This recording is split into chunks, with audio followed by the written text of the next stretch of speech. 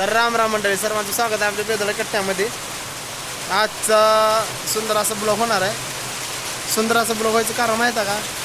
बिनबरसात मोसम म्हणजे या ठिकाणी पाऊस आलेला आहे, तुम्ही पाहू शकता लांब जाण्यामध्ये.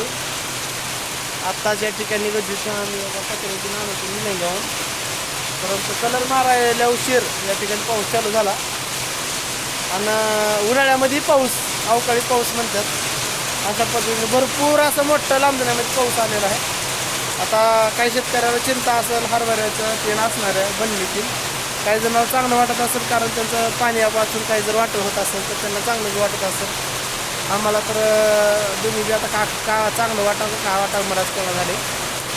परंतु पाऊस असं येणं चुकीचं आहे का चांगलं आहे तुम्ही सांगा मित्रांनो. कारण बघा तुम्ही पाहू शकता जबरदस्त पाऊस चालू आहे. मातीतून सुगंध येऊला एक मस्तपैकी आहे की नाही का? उरवलं का एक नंबरचा सुगंध येऊला आहे वाचतो मातीमध्ये. कारण एकदम उन्हानं तापलेली माती आणि त्याच्यामध्ये हा पाऊस पडला आहे नंबर एकच. पाहू शकता गोटेशी बायल्यात बाहेर आता तर अशा पद्धतीने मित्रांनो पाऊस आले. आमच्या शेतात शेंगा आहेत. हा शेंगा असल्यामुळं का चांगला पाऊस पडलेला कारण पाण्याची गरज होती. पाणी देतो तरी पाणी एकदा निसर्गाचं पाणी झालं की नाही एकच नंबर शेताला. म्हणून बघा का लांबचं नानगरीमध्ये सुंदर असे पाऊस, जोरदार असं पाणी चालू आहे. कारण हवामानानं सांगितलेलं होतं अवकाळी पाऊस येणार आहे. पाऊस आलेला आहे. लगेच्या सुदामजी बी आमचे बाहेर आल्यात घरातून.